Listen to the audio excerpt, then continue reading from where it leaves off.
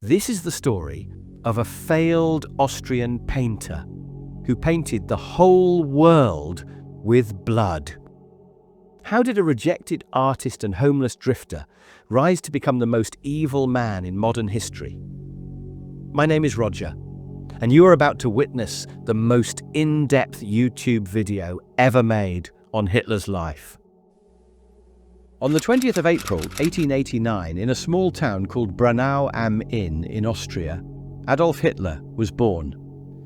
Braunau am Inn was located on the border of Germany. At that time, Austria was part of the Austro-Hungarian Empire, which was ruled by the Habsburg dynasty. Hitler's father's name was Alois Hitler, who was a customs officer or a civil servant. Due to his father being a civil servant or customs officer, the Hitler family kept relocating from one place to another. For this reason, although Hitler was born in Braunau am Inn, he spent most of his childhood in a town called Linz. If we talk about religion, Hitler's father was an agnostic, meaning he believed that God may or may not exist. Because Alois was a customs officer, the family's financial condition was quite good. Hitler's family used to live in a bungalow, where they also had one or two servants. However, despite all these facilities, Hitler's childhood wasn't spent in happiness. When he was 11 years old, his younger brother Edmund died from measles, which left Hitler in deep shock. He would go to his brother's grave at night and cry out while talking to him. In school, Hitler wasn't a particularly bright student. He did reasonably well in history, but he used to fail in other subjects.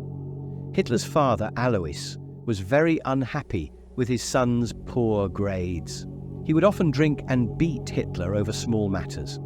He wanted his son to get good marks and become a civil servant just like him and serve the Austro-Hungarian Empire. However, Hitler had different thoughts in his mind. His interest was not in Austria, but in Germany. He would spend his days reading about German historical heroes and German stories. Although Hitler was born in Austria, his heart was German. His history teacher, Leopold Puech, who was a very staunch German nationalist, added fuel to the fire. Hitler didn't consider himself Austrian, but German. As for becoming a civil servant, he had no interest in that at all. He wanted to be a painter or an artist. Little Hitler somehow managed to tell his father about his dream of becoming an artist, but his father got completely unhappy. Alois had become even more angrier on his son. He did not approve of his son becoming an artist at all. One day, Alois took little Hitler to his office to show him what kind of work he does and what tasks are usually involved, hoping that perhaps this child might take an interest in this work. However, after looking at the office files and papers, Hitler's mind became rotten, and he started to get bored. Hitler was determined that he would become an artist. As a result, the relationship between Hitler and his father deteriorated even further. On one hand, Hitler's relationship with his father was very bitter, while on the other hand, his mother Clara loved him very much. Hitler's mother's name was Clara. Initially, Clara was a maid for Alois, but after the death of his second wife, Alois married Clara, who was 23 years younger than him. Because of the huge age gap with her husband, Clara used to address Alois as uncle. In terms of religion, in contrast to Alois, Clara was a Catholic Christian. Clara used to go to church every Sunday and would take little Hitler with her. For this reason, Hitler was also a member of the church choir and wanted to become a priest in his early childhood. Later, he discovered the artist hidden within himself. He would tell his mother that one day he would become the greatest artist of Europe. Instead of beating him, Clara used to love him very dearly. Anyway, when Hitler was 14 years old, his father Alois passed away. Despite their bitter relationship, Hitler was saddened by his father's death, which is quite obvious. Even though Alois would beat him, in the end, he was still his father. Now, suddenly having to say goodbye forever to your father would surely bring sadness to any son. Hitler was indeed saddened by his father's death, But somewhere, he also felt free, because he could now openly pursue his dream of becoming an artist. Therefore, in 1905, when Hitler was just 16 years old, he made up an excuse of being ill, claiming that he was no longer capable of going to school, and persuaded his mother to have him withdrawn from school. In other words, Hitler had now abandoned his studies. From 1905 to 1907, Hitler remained idle at home. His aunt Johanna, mother Clara, and younger sister Paula took care of him completely. On one hand, Johanna, Clara, and Paula would cook for Hitler and even wash his clothes, while on the other hand, Hitler would create drawings, read poetry, and enjoy opera shows in the afternoons. He would sleep late at night and wake up late in the morning. He would imagine himself as the greatest artist of Europe. Hitler was having a great time. That's why, regarding the time from 1905 to 1907, Hitler later said, "Those were my happiest days," which seemed to me almost like a beautiful dream. However, he gradually began to realize that simply sitting idle at home would ruin his life. As a result, in 1907, Hitler set out for Vienna to take the entrance exam for the Vienna Academy of Fine Arts. Hitler reached the Vienna Academy of Fine Arts, along with the bundle of his paintings, to sit for the exam. Along with Hitler, 113 candidates had come to take the entrance exam for this prestigious art school. During the first stage of the examination, the art school staff looked at the painting bundles of Hitler and the other candidates. They eliminated 33 of the 113 at this stage. However, Hitler was not among those 33. He was one of the 80 candidates who qualified for the next stage. Hitler was fully confident that he would easily get selected. He considered this entrance exam a piece of cake. Now, in the final stage, 2 intense exams of 3 hours each took place. When the results came out, it was revealed that only 28 candidates had been selected. Out of 113, only 28 candidates had managed to crack the exam. However, Hitler was not able to secure a place among those 28. This came as a huge shock to Hitler. He fell into deep despair. He couldn't believe it. He became frustrated and disheartened. Later, Hitler wrote in his autobiography, "I was so convinced that it would be a child's play to pass the examination. I was so convinced that I would be successful that when I received my rejection, it struck me as a bolt from the blue." By the way, these are some of the paintings made by Hitler. How do you find these paintings? Good or bad? Pause the video and comment. The art school described Hitler's drawings as unsatisfactory. The rector of the art school told Hitler that he wasn't made for paintings, but his drawings of buildings were good, so his real talent lies in architecture. Now, this seemed logical to Hitler, so he started thinking that he would become an architect. I mean, Hitler had no degree, forget about degree, he hadn't even passed high school, yet he was senselessly dreaming anything. Anyway, Hitler had barely recovered from the devastating blow of being rejected by the art school, when, just a few months later, he faced an even greater shock to his soul. On December 21st, 1908, his mother passed away at the age of 47 due to breast cancer. Hitler cried a lot. Dr. Edward Bloch, who was treating Hitler's mother, described her as a pious and kind woman. Dr. Bloch was a doctor, so seeing people die was a common occurrence for him. Who knows how many people he had seen die? However, after witnessing Hitler's grief following his mother's death, Dr. Bloch said, "I have never seen anyone so prostrate with grief as Adolf Hitler." Dr. Bloch tried everything to save Hitler's mother, but was unable to do so.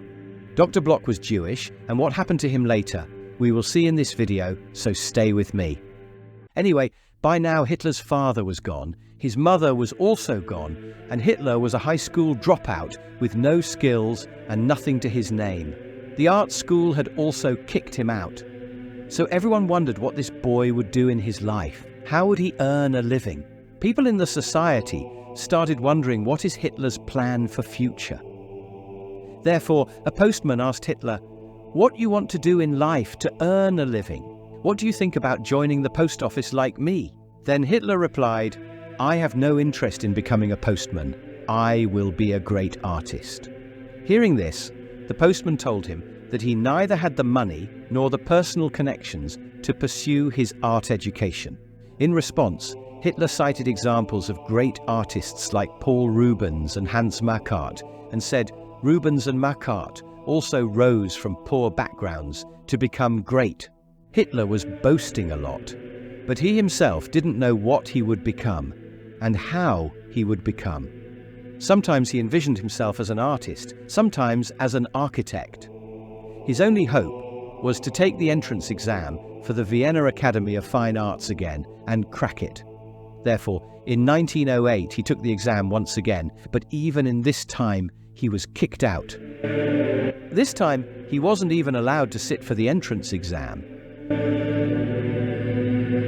Now Hitler had nothing left. He was an orphan and had become a wanderer. He would sit on the streets of Vienna making paintings and selling them to earn a few coins. He slept on any bench he could find. Later, he started living in a hostel where many other homeless people stayed like him. Since Hitler's mother had passed away, he started receiving his father's pension, which was quite small but still provided some relief for homeless Hitler. However, an event in the city of Sarajevo was about to completely change the fate of this homeless Hitler.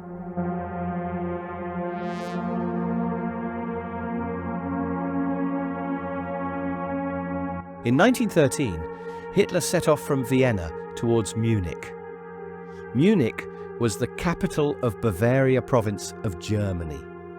Hitler told everyone that he was going to Munich to become an architectural painter, but the reality was quite different. The Austro-Hungarian Empire had made it mandatory for all men to join the army. Thereby, Hitler fled from Vienna to Munich to avoid compulsory military service. It's not that Hitler was afraid of serving in the army, but he didn't want to enlist in the Austrian army because his heart was with Germany. Moreover, Hitler had spent a few years of his childhood in Bavaria, and he spoke German with a Bavarian accent, so he considered himself Bavarian. After reaching Munich, Hitler began selling his paintings to make a living. Hitler was living peacefully in Munich. However, Hitler couldn't stay in Munich peacefully for long because the Austrian government discovered that a deserter had fled to Munich to avoid military service. Since the border between Germany and Austria was open, people could move freely. Consequently, recruiting officers tracked Hitler down in Munich and arrested him.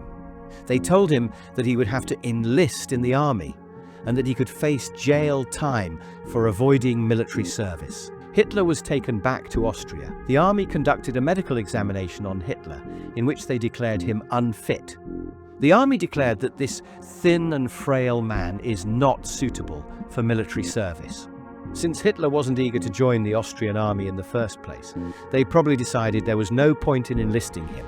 Consequently, Hitler returned to Munich, the capital of Bavaria, and resumed living there peacefully. While Hitler was living in peace, something fishy was brewing in his homeland, Austria. The Prince of Austro-Hungary Empire, Archduke Franz Ferdinand, was about to visit Sarajevo, the capital of Bosnia. Now, in Bosnia, there was a revolutionary student organization called Young Bosnia, whose main goal was to liberate Bosnia from the Austro-Hungary Empire. On June 28, 1914, while Franz Ferdinand and his wife were touring the city of Sarajevo in their open car, at 10:45 a.m., 19-year-old student Gavrilo Princip fired shots at both of them, killing them on the spot.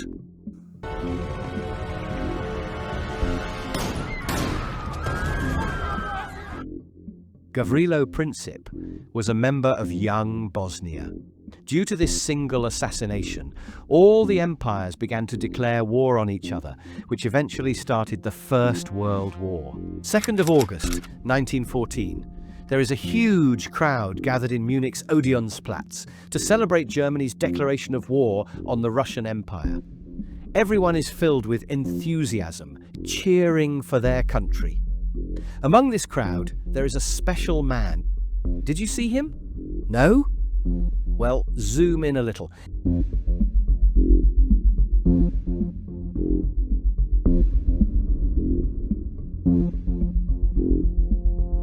Hitler was also present in the crowd and was very happy about Germany's entry into the war. Now, instead of avoiding military service like before, Hitler decided to join the army because Germany was in his heart. However, Hitler was an Austrian citizen, so how could he enlist in the German army?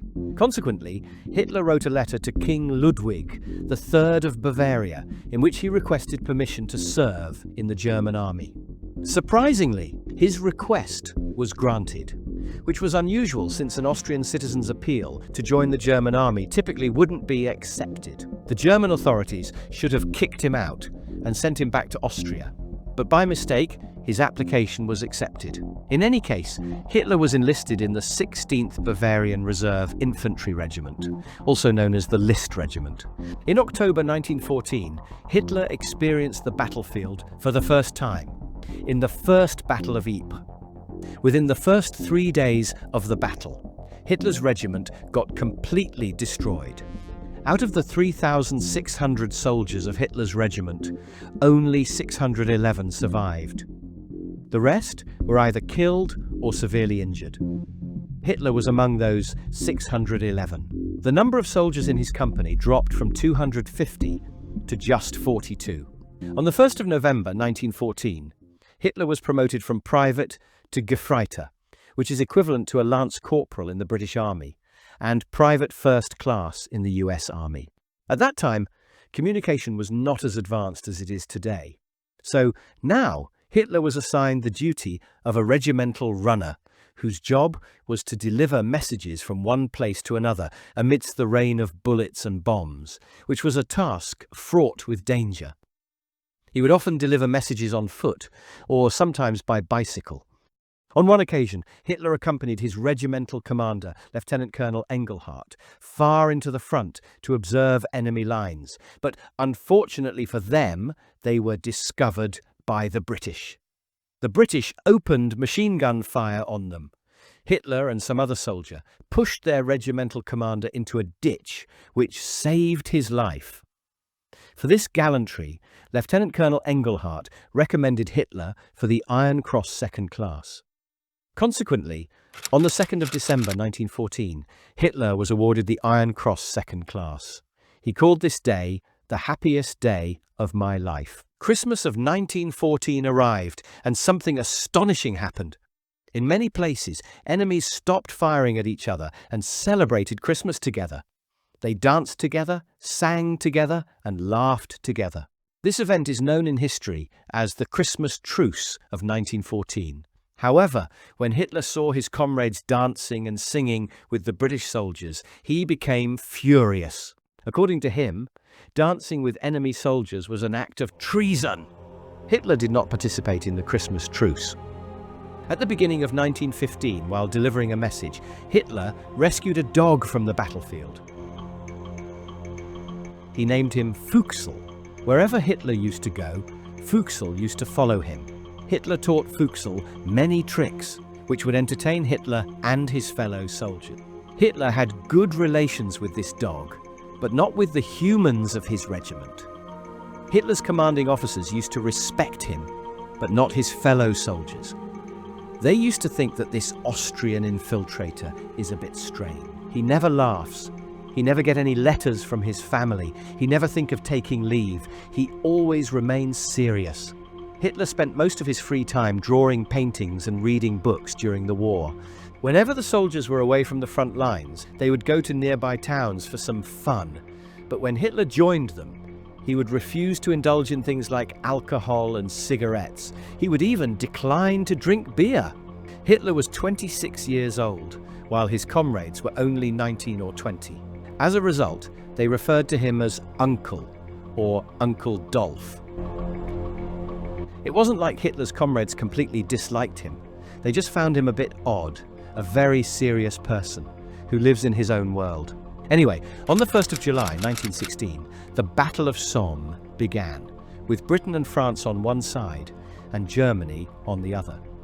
The Battle of Somme resulted in 1 million casualties, and Hitler was also involved in this bloody battle. While he was rushing to deliver a message, a shell exploded next to him.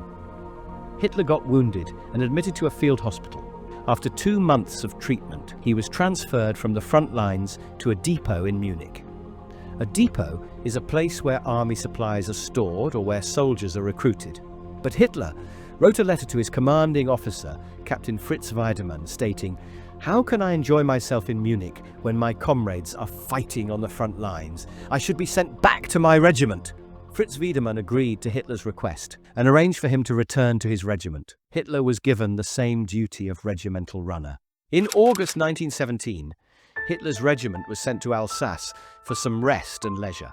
Upon arriving at the railway station, Hitler had his paintings and his beloved dog, Fuchsel, with him. Fuchsel's clever tricks caught the attention of a railway carriage officer, who was so impressed that he offered Hitler 200 German marks to buy Fuchsel.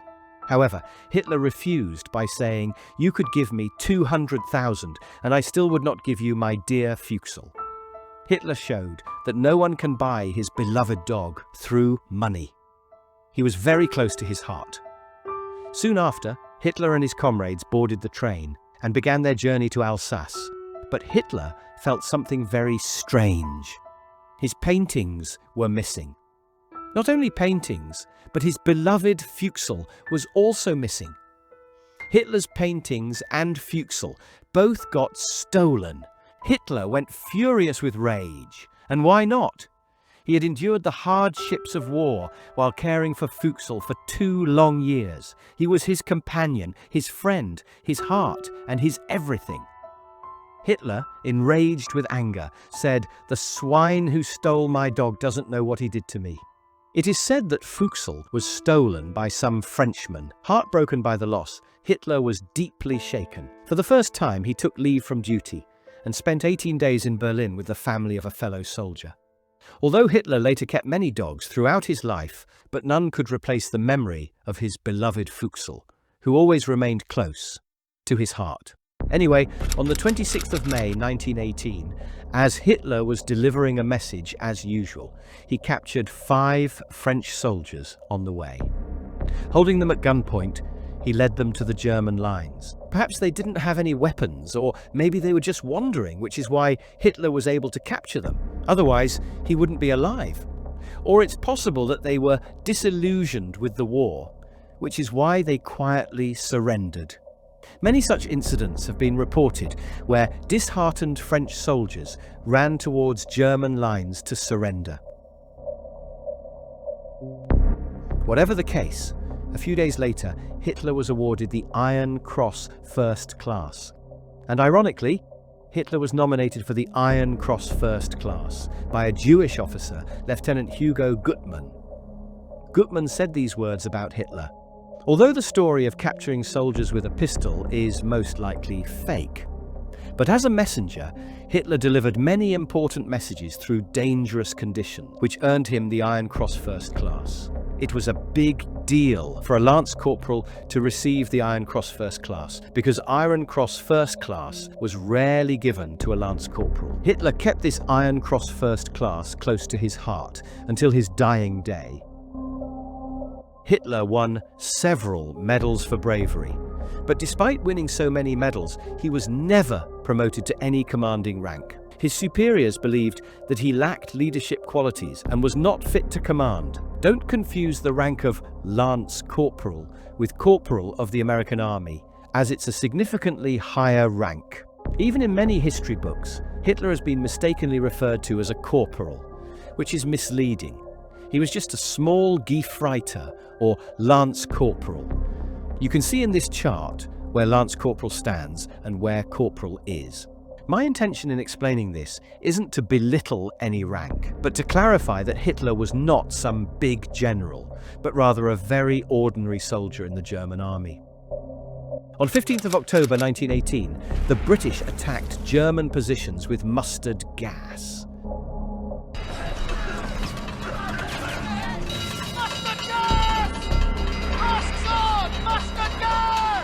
Hitler and many of his comrades fell victim to it. Hitler lost consciousness and was taken to the field hospital at Pasewalk. He had lost his eyesight.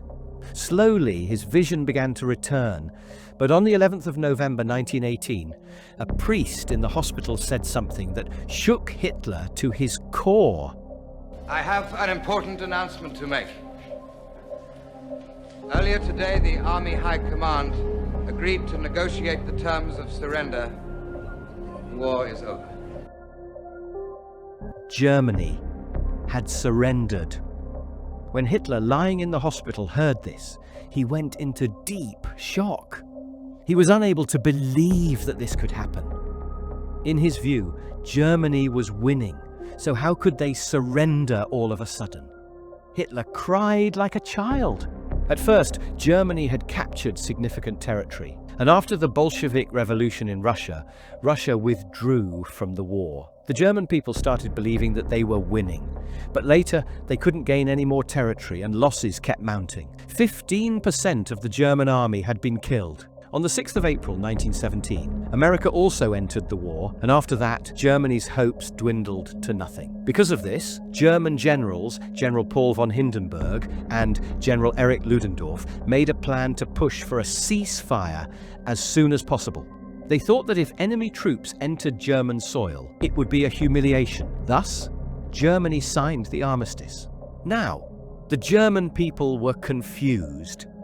They saw that Russia had pulled out of the war. They had occupied enemy lands, and no one had occupied a single piece of German land, so how could they have lost?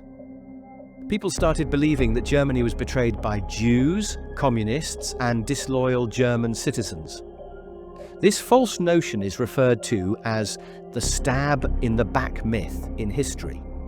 German media had been claiming victory since the beginning, so the sudden surrender was a shock to the German people. General Erich Ludendorff was blaming the politicians to cover his own failure, which propagated this myth even further. If you're still watching the video, please comment "Wow, Roger" below. It will motivate me to keep creating long videos like this. Since this is my first video, your response means a lot to me. Anyway, inspired by the Bolshevik Revolution in Russia, on the 8th of November 1918, the communists in Germany's Bavaria launched a revolution and seized power. The communists established the People's State of Bavaria. Yes, the same Bavaria where Hitler was living. And interestingly, instead of opposing the communists, Hitler cooperated with them. However, on May 3rd, 1919, the right-wing paramilitary group Free Corps, along with the German army, overthrew the communist government of Bavaria. Although the communist government had fallen, the army realized to prevent such revolutions in future, it was necessary to instill anti-communist and anti-Bolshevik sentiments among its soldiers.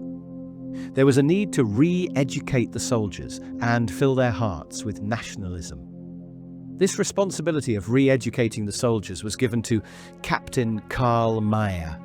Captain Karl Mayr, remember this name and face, because he is the man who completely changed Hitler's life.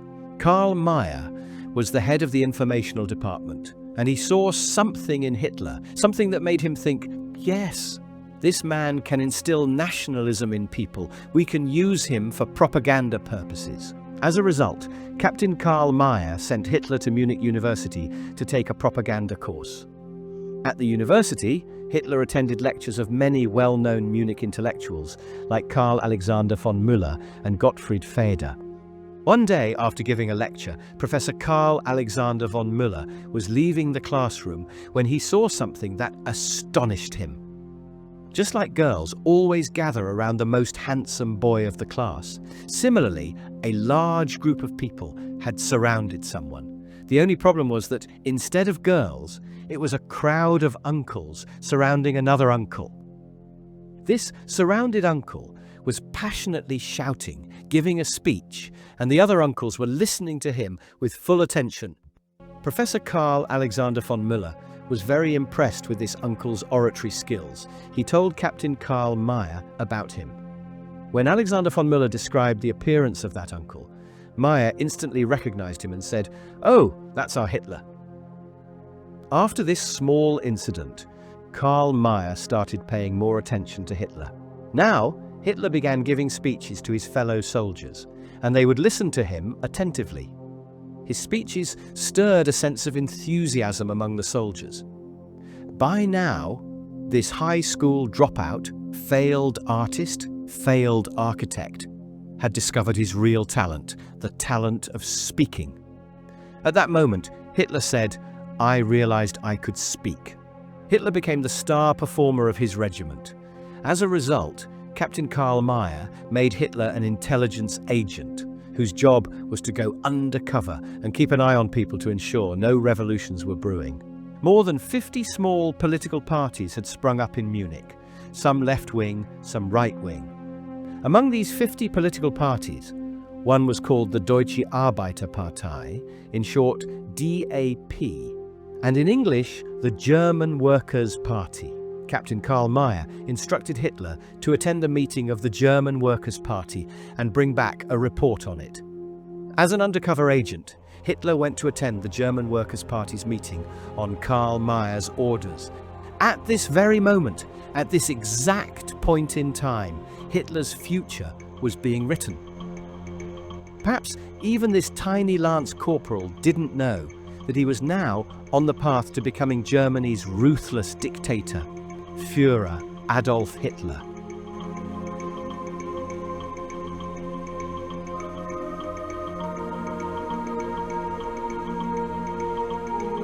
This clip is one of the oldest video recordings of Hitler.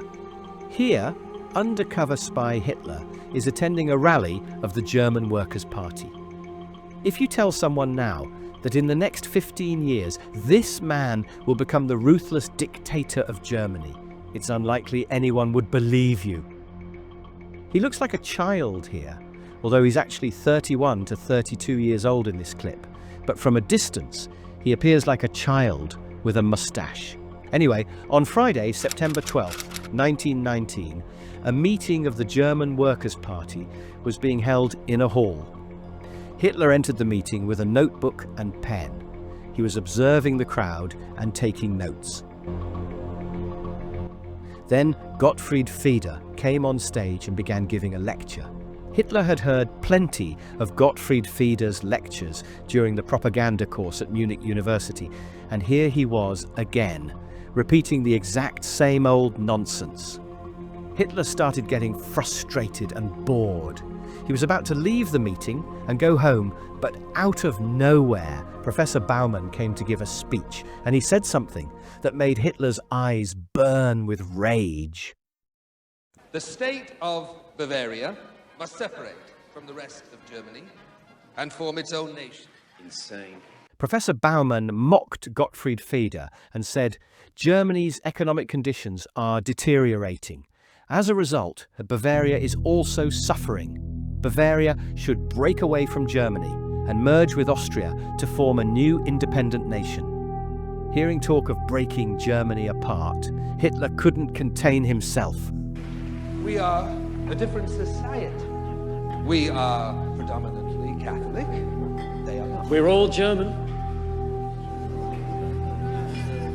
He stood up from his chair and started shouting at Professor Baumann.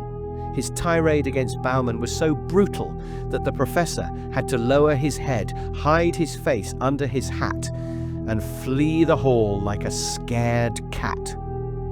Witnessing this scene, the party members were stunned. They wondered, who is this man? Who is this dangerous person? Impressed by Hitler's oratory skills, the chairman of the German Workers' Party, Anton Drexler, invited Hitler to join the party. Hitler said he would think about it. Hitler then went to Captain Karl Mayr. Mayr had already heard about what had happened at the meeting and was pleased with his students' success. Hitler submitted his report about the German Workers' Party to Mayr, calling it a very boring organization. Hitler described the German Workers' Party as the club life of the worst form. However, Captain Karl Mayr instructed Hitler to join the German Workers' Party. Following his superior's order, Hitler joined the party and became its 55th member. Here is Hitler's original membership card. Here you can see the signature of Chairman Anton Drexler, and here the number 555, meaning 555th member. But you said Hitler was 55th member, then why it is written 555 here? It is because German Workers' Party was a very tiny party, so they started their counting from 501 instead of 1. Later on, Hitler used to boast that he was the 7th member of the party, and claimed that he was the one who built it from 7 members to this large, which is a blatant lie, as here it is clearly written 555, which means 55th member of the party. Anyway, Hitler began giving speeches. Normally the word speech is linked with boredom, but in Hitler's case, it was different. His speeches were so powerful that they could bring energy even to the lifeless. He would speak continuously for 3 to 4 hours, with the crowd erupting in cheers and applause. To destroy us and take over our lives! Listening to Hitler was like watching an entertaining movie in a theatre. Sometimes Hitler would intentionally arrive half an hour to an hour late, just to build the audience's excitement even more. His speeches were filled with sarcasm, punchlines, personal attacks, and dramatic climaxes. As a result, he became a well-known figure in Munich, and party membership began to grow. Hitler's speeches filled the beer halls to overflowing with eager listeners. Now, you must be wondering, what is a beer hall? A beer hall is basically a large pub that specializes in beer. Back then, beer halls used to be the hub of discussing politics, holding party meetings, giving speeches, and many such activities. I explained its meaning because this word is going to get used a lot later in the video. Anyway, impressed by Hitler, the party made him their propaganda chief. On February 24, 1920, the German Workers' Party announced its 25-point party program, which was co-written by Hitler and Drexler. These 25 points were the party's core principles, which could never be changed. On the same day, Hitler added the word National Socialist to the party's name, making it the National Socialist German Workers' Party, or National Sozialistische Deutsche Arbeiterpartei in German, NSDAP. The short form became the Nazi Party. And here's a fact.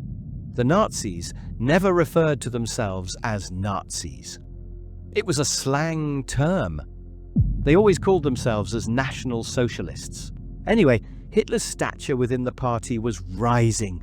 But here's the interesting part. Hitler was still a soldier in the German army. Yes, even at that time, Hitler was working undercover as a spy for the German army. He was earning some money from the party, but he was also drawing salary from the army. Initially, Hitler had joined the German Workers' Party as a spy, but later he started enjoying his time there. As a result, on March 31, 1920, Hitler resigned from the German army. Now, he had become a full-time propagandist and a full-time politician. Because of Captain Karl Mayr, Hitler had reached this point today. From a 9-year-old child to a 90-year-old elder, everyone knows Hitler's name. Obviously for wrong reasons, but if it weren't for Karl Mayr, perhaps nobody would even know Hitler today.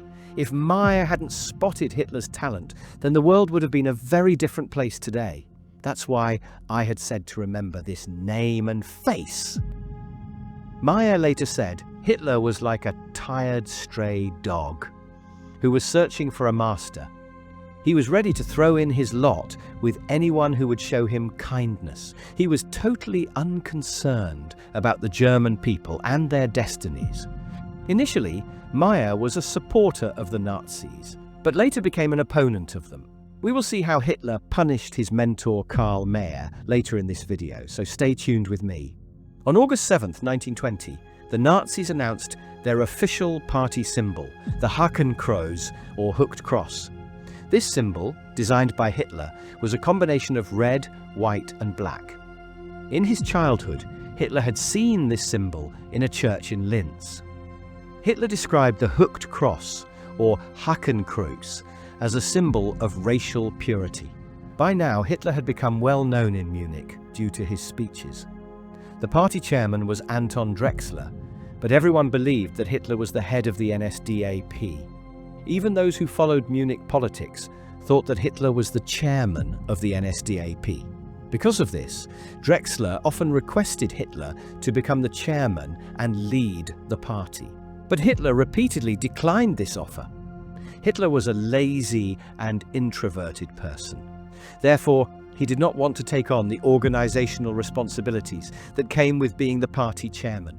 He only enjoyed inciting people with his speeches and was skilled at propaganda, so why would he take on the unnecessary burden of chairmanship?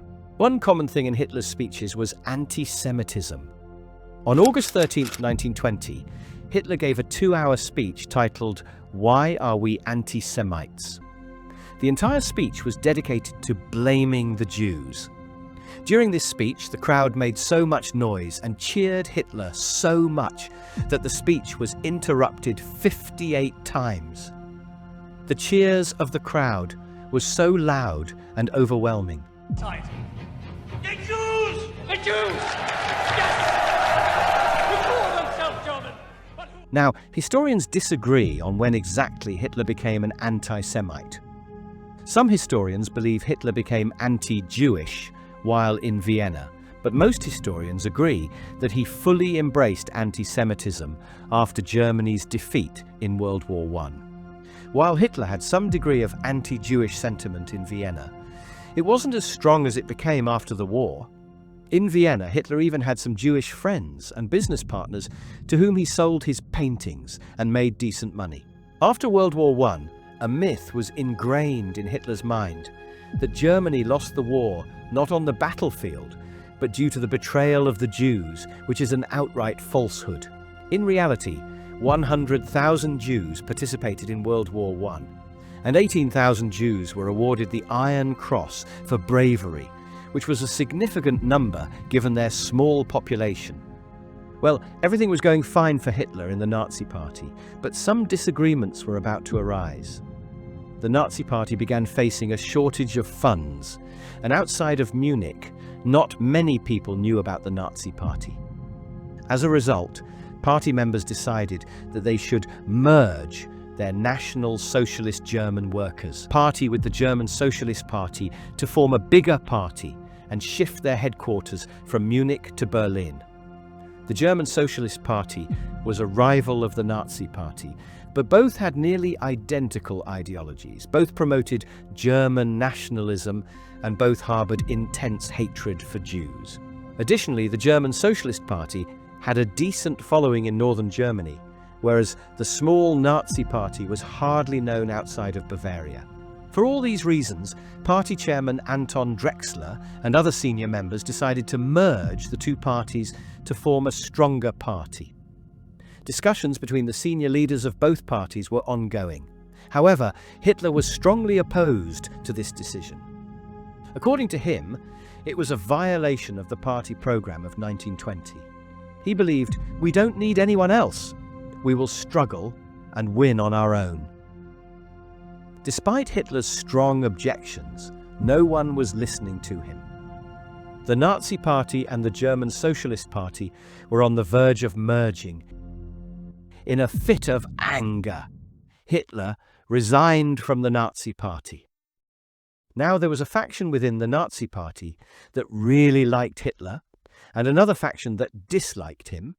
The latter were glad to be rid of this narcissistic and ego-driven person. I don't need you or your party. However, Hitler was the star performer of the Nazi Party. It was because of him that people even knew about the Nazi Party. Now he had resigned.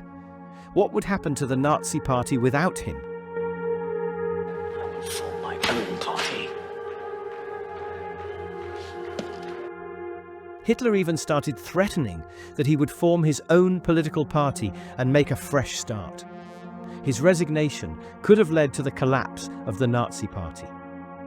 As a result, the Nazis called Hitler back.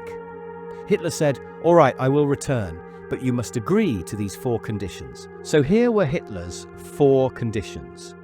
Number 1, the party headquarters would not be moved and would remain in Munich. Number 2, all talks of any merger must stop. Number 3, there would be no changes to the party program established in 1920. And 4th, and the most important, I must be made the party chairman with dictatorial powers.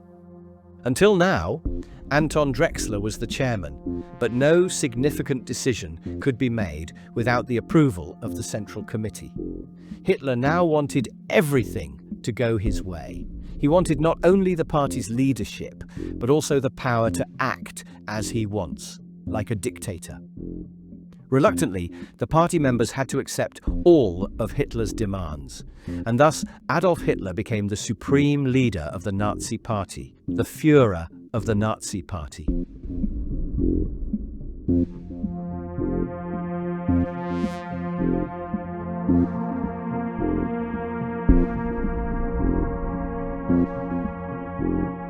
The Nazi Party created a paramilitary group known as the SA, or Brown Shirts. Brown shirts? Because they used to wear brown shirts. Their job was to beat up Hitler's enemies and protect the Nazi Party from rival hooligans. The communists also had their own paramilitary group. The credit for establishing the SA, or Brown Shirts, goes to Captain Ernst Röhm. Like Hitler, Röhm was a soldier in World War I and had also earned the Iron Cross First Class. However, while Hitler was a lance corporal, Röhm was a captain, an officer. Röhm had connections with the powerful families of Bavaria, which allowed him to provide weapons for the Brown Shirts. Röhm played a significant role in the formation of the SA. Captain Ernst Röhm. Remember this name and face, because later on, something dangerous is going to happen. Anyway, in September 1921, Hitler's rival Otto Ballerstedt was giving a speech in a beer hall, but Hitler, along with some brown shirts, barged into the beer hall. The brown shirts asked Ballerstedt to get off the stage so Hitler could speak. When he refused, the brown shirts started beating him up and severely injured him. They then dragged him out of the beer hall and threw him outside. The entire hall broke into a brawl and chaos ensued. Because of this incident, Hitler had to spend 1 month in jail. However, even after being released, Hitler did not change his ways. On November 4th, 1921, Hitler was giving a speech at Hofbräuhaus Beer Hall in front of a crowd of over 3,000 people. But this time, about 25% of the crowd consisted of communists and other opponents of Hitler.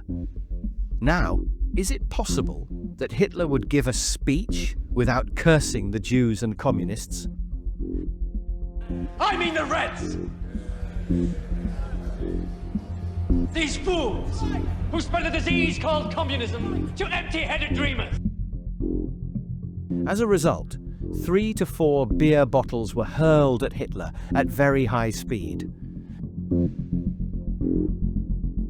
But none hit him. A full-scale fight broke out in the beer hall. On one hand, while people were smashing beer bottles on each other's heads, Hitler was still delivering his speech non-stop. A couple of gunshots were fired at him, yet Hitler didn't leave the stage and kept on speaking. 20 minutes later, the police arrived. In this way, Hitler caused another incident right after being released from jail. Hitler would deliberately create such chaos so that his party would be mentioned in the newspapers and get publicity. Go easy on the rhetoric. The riot would only get us in the papers. Isn't that what we want? Hitler used to say, "It makes no difference whether they laugh at us or revile us. It makes no difference whether they represent us as clowns or criminals. The main thing is that they mention us. They concern themselves with us. Again and again." Anyway, due to the actions of the SA, the Nazis often found themselves on the front page of newspapers.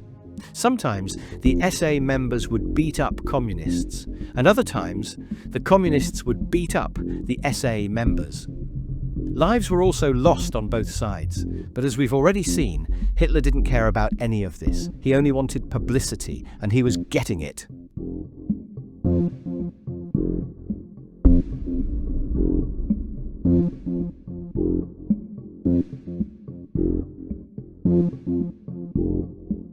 The interval has arrived, and the video has also reached around the 50-minute mark. And in this TikTok era, you're still watching this video. If you're still watching this video, you truly deserve a round of applause from the bottom of my heart.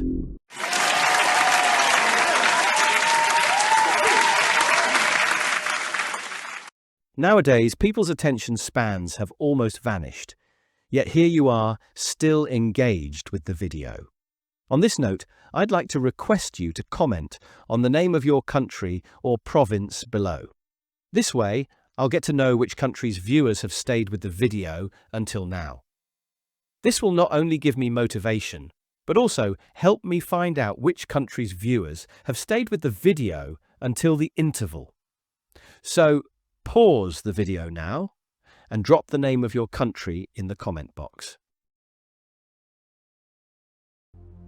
In November 1922, when Hitler was giving speech as usual, a blue-eyed man was impressed by him.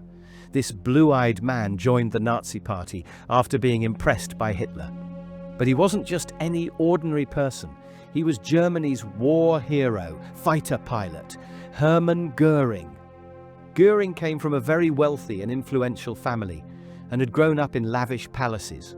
Like Hitler, Göring had been awarded the Iron Cross Second Class and Iron Cross First Class during World War I, but he also got the medal even higher than the Iron Cross, the Pour le Mérite. As a fighter pilot, Göring had single-handedly shot down 21 enemy planes, earning him the Pour le Mérite, the highest military honor a German could receive during the First World War. Later on, Göring would become the second most powerful figure in Nazi Germany. Anyway, Germany's economy was going through a tough phase. Additionally, Germany had to pay the compensation for the losses during the First World War. To fix all of these problems, the present government used its 300 IQ brain and began printing currency notes in abundance. Due to this action, the value of German currency began to drop rapidly. By 1924, the value of $1 American had reached $4.210 trillion. Imagine $4.210.500 billion. So many zeros. Back then, a doll of bread used to cost 162 German marks, but now it costs a staggering 200 billion German marks. People had to carry wheelbarrows of notes just to buy a dole of bread. People started burning notes to keep themselves warm in cold. Children started cutting notes and making kites out of them. People's savings of a lifetime were wiped out in a single day. Hitler saw an opportunity to capitalize on the people's plight. He understood that merely delivering speeches would not grant him power. He devised a plan to seize power through force. He drew inspiration from Italy's fascist dictator Mussolini. Mussolini had seized power on October 29, 1922, with the help of his paramilitary group, the Black Shirts. Black Shirts? Because they used to wear black shirts. Hitler decided that if the Black Shirts could do it, then why not the Brown Shirts? After all, Hitler had always considered Mussolini his mentor, his inspiration. Hitler decided to first overthrow the Bavarian government and then march towards Berlin. The icing on the cake happened when General Erich Ludendorff joined forces with the Nazis. From policemen to army personnel, everyone in Bavaria used to respect Ludendorff. He was regarded as a war hero. Therefore, Ludendorff's alliance with Hitler was indeed an achievement for the Nazis. At that time, Bavaria was governed by three individuals: Gustav von Kahr, the state commissioner of Bavaria, Colonel Hans von Seisser, the head of Bavarian police, and Major General Otto von Lossow, the head of the Bavarian army. They were collectively called the Triumvirate. The Triumvirate did not share a good relationship with the central government in Berlin, and they harbored nationalist sentiments, though not as extreme as the Nazis. Hitler attempted several times to garner support from the Triumvirate, but failed. Now he decided that this is the time to take action. On November 8, 1923, Triumvirate and other key Bavarian figures were present in Bürger Bräukeler Beer Hall. Gustav von Kahr was giving a speech, but out of nowhere, at 8:30 p.m., Hitler and Göring, along with the brown shirts, stormed into the Bürgerbräukeller. Carr was forced to pause his boring speech, and brown shirts installed a machine gun in the beer hall, which created chaos among the audience. People were standing on their seats, trying to see what is happening.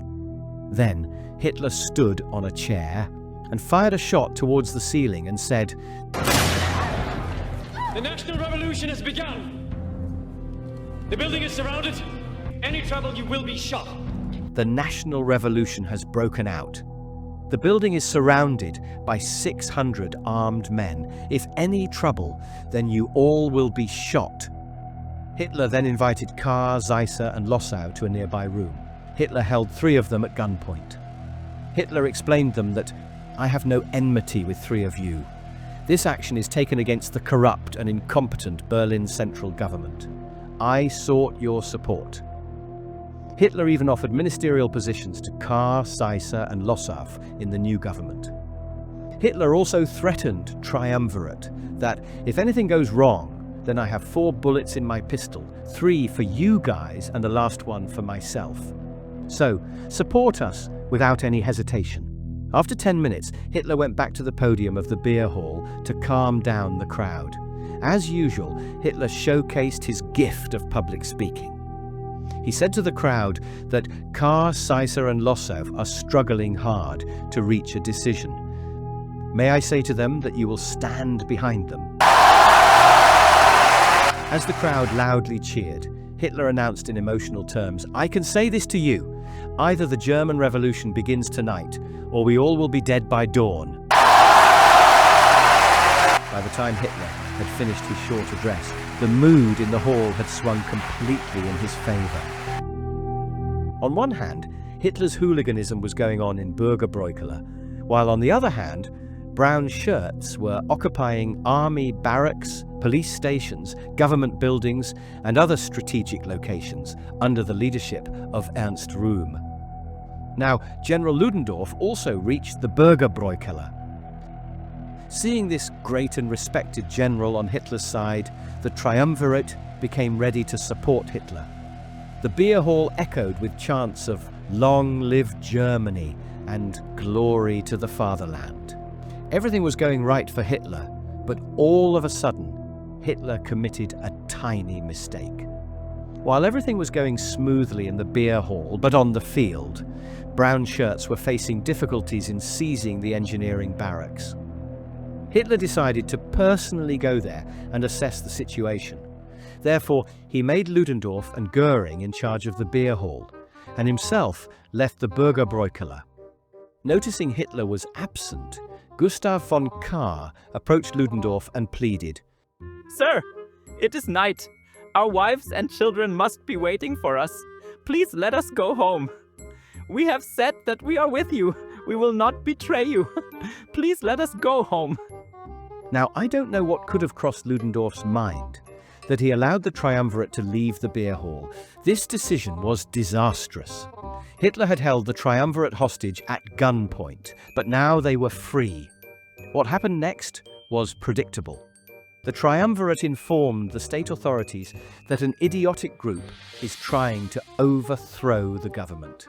The police and army began mobilizing to crush the Nazi rebellion. Without the support of the police and the army, the Nazi coup was destined to fail. Hitler was seething with anger. To amend his mistake, Ludendorff suggested a bold plan to Hitler. He said that we would march through the streets of Munich. Seeing us marching, the public would also join us. Hitler agreed, thinking that the presence of such a highly respected general might also persuade the police and army to join their cause, along with the public. With this in mind, the Nazis decided to take a bold, all-or-nothing step and began their march through Munich. However, after some time, the march came to an abrupt halt. Their path was blocked by a line of armed policemen. The Nazis started marching again, but the cops opened fire on the Nazis.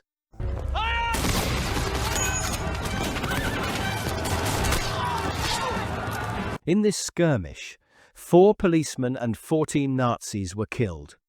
Erwin Richter, the man standing next to Hitler, was also killed. If the bullet had been half a foot to the right, it wouldn't have been Richter who died, but Hitler and the history of our world would have been completely different. It seems the destiny can't be changed. Anyway, Richter and Hitler had locked hands like this. So when Richter was shot, he suddenly collapsed, causing Hitler to jolt and fall heavily to the ground. As a result, Hitler's left shoulder was dislocated. Meanwhile, Hermann Goering was shot in the thigh, but the police didn't fire at Ludendorff.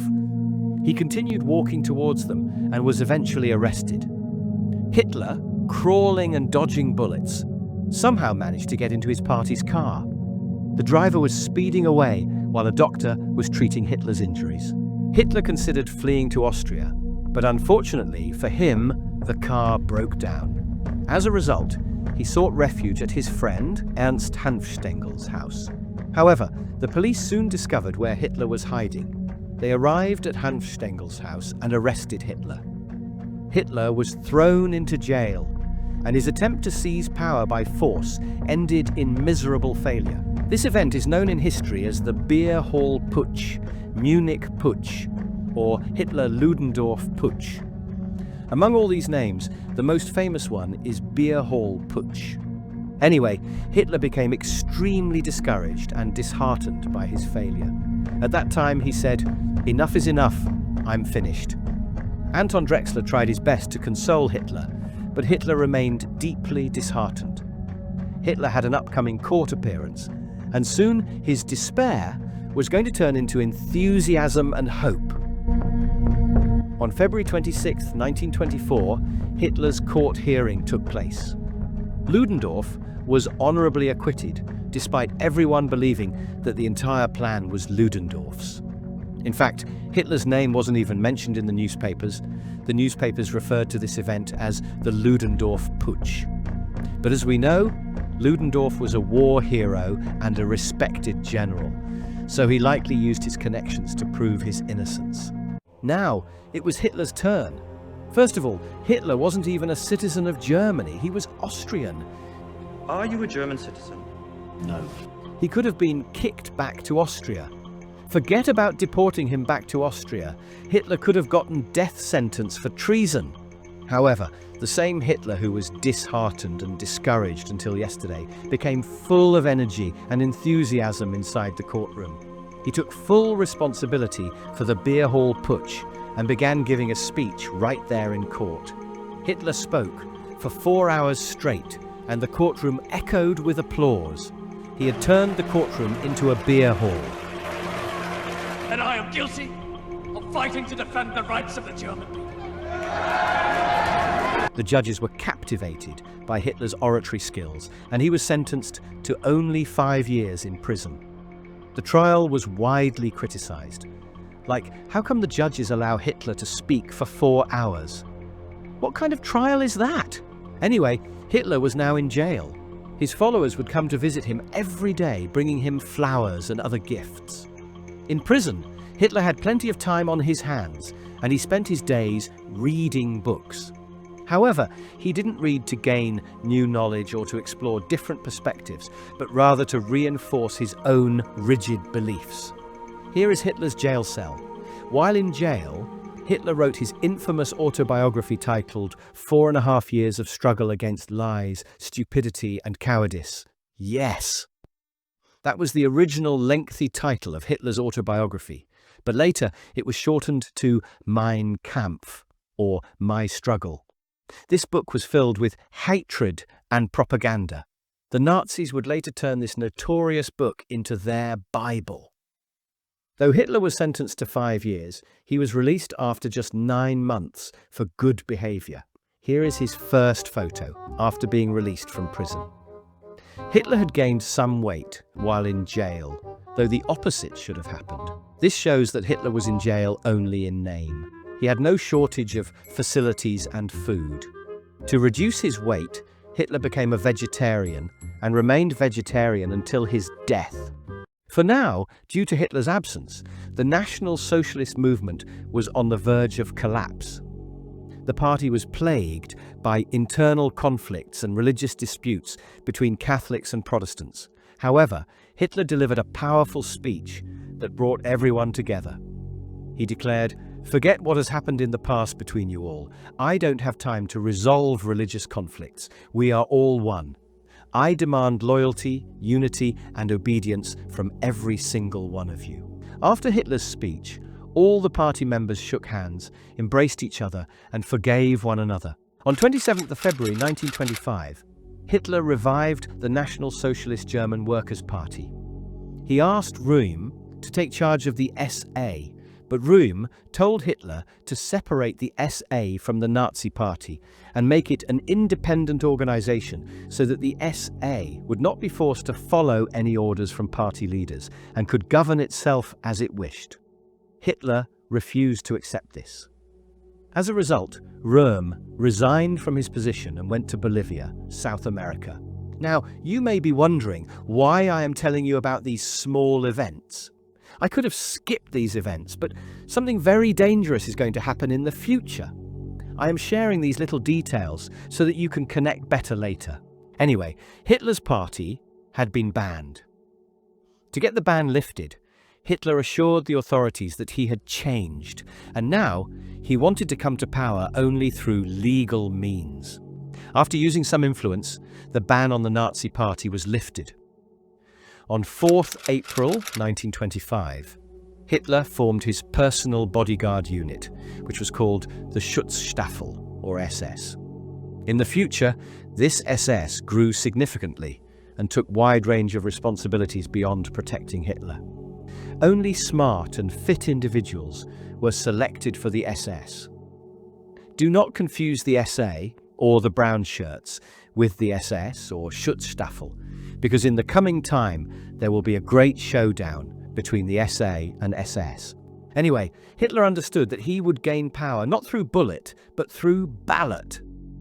Consequently, he contested in May 1928 elections, where he received only 2.6% of the votes, and the Nazis won just 12 seats. This was a very poor performance for the Nazis. Due to the loans provided by America, Germany's economic situation was improving, which likely meant that very few people were falling for Hitler's provocations. However, in 1929, the stock market crashed in America and the Great Depression began. As a result, America withdrew the loans it had given to Germany. Consequently, 4 million people became unemployed in Germany, and once again, Germany's condition deteriorated. Hitler took advantage of this situation and began to incite the unemployed public through his speeches. In September 1930, elections were held again, and this time the Nazi Party made a huge leap from 12 seats, winning 18.3% of the votes and securing 107 seats. This time, the Nazi Party became the second largest party, though no party secured a majority.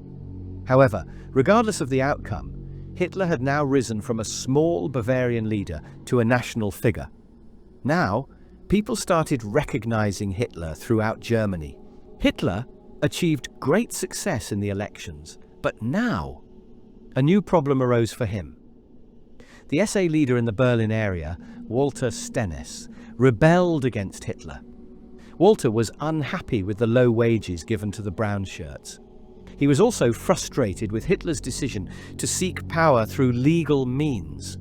He wanted Hitler to seize power by force. According to him, Hitler was merely using the SA, but not taking proper care of them. It should be noted that not all of the SA rebelled against Hitler, only Walter Stennes and his supporters.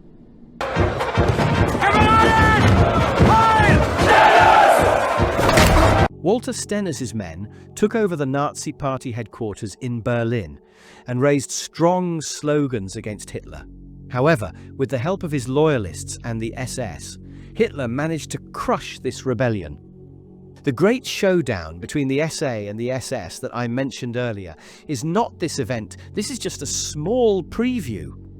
Anyway, Hitler removed the SA's supreme leader, Franz von Salomon, saying, "Your men are rebelling against us. What are you doing?" Hitler then took command of the SA himself, and all the brown shirts swore loyalty to Hitler. until death. To manage the SA and instill discipline, Hitler called Röhm back from Bolivia. Röhm returned to Germany and was appointed as Chief of Staff of the SA. Anyway, Hitler had done so many deeds on the German soil, but the funny thing was that Hitler still wasn't a German citizen. Yes, he was still an Austrian citizen. On February 25, 1932, Hitler finally received German citizenship and officially became a German citizen.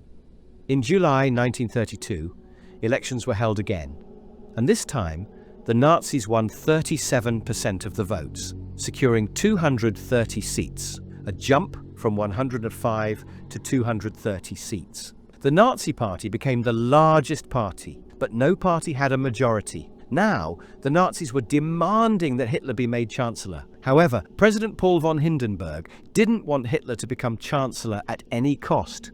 President Paul von Hindenburg was a field marshal in the German army and a war hero. During World War I, he had decisively defeated Russia in the Battle of Tannenberg.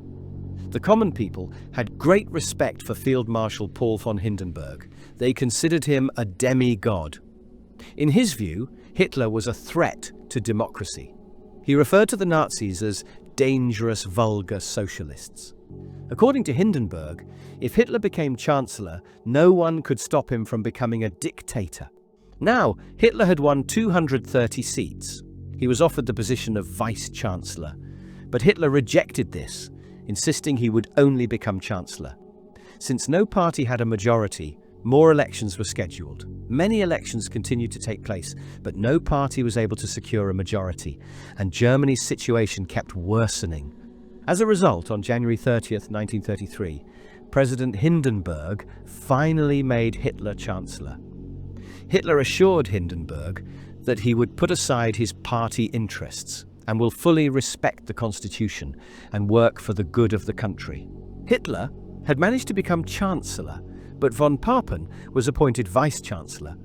Von Papen was a non-Nazi, and he was appointed as Vice-Chancellor to keep Hitler in check. Papen believed that, like previous chancellors, Hitler would eventually succumb to pressure and step down. Moreover, key cabinet positions were handed to non-Nazis to keep Hitler in check. Hitler found himself constrained, since he didn't have an absolute majority. As a result, he persuaded President Hindenburg to dissolve Parliament and call for fresh elections, hoping to secure a full majority. The elections were scheduled for March 1933, but on February 27, 1933, a mysterious fire broke out in the German Parliament. The Reichstag was reduced to ashes. Upon investigation, it was discovered that the person responsible for starting the fire was a 24-year-old Dutch communist named Marinus van Leeuwen. Van Leeuwen claimed that he set fire to the German parliament as a protest against the exploitation of workers worldwide. This act by this madman would only strengthen the Nazis. Although the fire occurred in Parliament, it was Hitler who would benefit. Hitler began inciting the public, claiming that the communists are conspiring against Germany. Communists want to destroy Germany. Acting on Hitler's words, President Hindenburg enacted the Reichstag Fire Decree. Under this decree, freedom of speech and freedom of the press were completely suspended, and the police were given full authority. The government now had the power to arrest anyone without trial. Consequently, the SA, SS, and police began mass arrests of communists. In addition to communists, lawyers, doctors, journalists, teachers, and anyone else Hitler saw as a threat were thrown into concentration camps. In March 1934, elections were held, and Hitler secured 43% of the votes with 288 seats, which still wasn't a full majority, but the Nazi Party's position had solidified, and the cabinet was now filled with Nazis and their allies. As a result, on March 23, 1933, the Enabling Act was passed in the German parliament. With the passing of this act, German democracy digged her own grave. Under the Enabling Act, Hitler could now pass any law without the approval of Parliament or the President. Consequently, Hitler banned trade unions and declared all political parties except for the Nazis illegal. Hitler declared himself a dictator. In one swift move, Germany transformed from a democratic nation into a one-party, one-person dictatorship. The Nazis then began burning books that disagreed with their ideology, an event that history now remembers as the Nazi book burnings. Books by renowned authors such as Einstein, Karl Marx, Friedrich Engels, Vladimir Lenin, Leo Tolstoy, Sigmund Freud, Leon Trotsky, Rosa Luxemburg, Georg Kaiser, Helen Keller, and many others were burned by the Nazis. In these book burnings, the works of 19th century German author Heinrich Heine were also burned. Heine had a quote that said, "Those who burn books, in the end, they burn human beings." Coincidentally, this quote turned out to be entirely true in the context of Nazi Germany. After Hitler came to power, a large number of Jews and anti-Nazis began to flee Germany, including one of Hitler's mentors, Karl Mayr. Mayr fled Germany and settled in France. Meanwhile, Albert Einstein, who was Jewish, sensed the impending danger and had already left Germany for America. After seizing power, Hitler initiated public works projects like highway construction. The building of the Otto-Bahn highway provided employment to 600,000 Germans, and the German economy slowly started to recover. However, soon the Nazis were about to turn on each other, and rivers of blood were set to flow, as the Night of the Long Knives was approaching.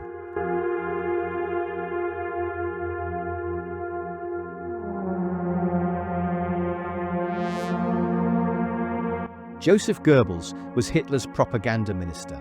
I had forgotten to mention it earlier, so I told you now.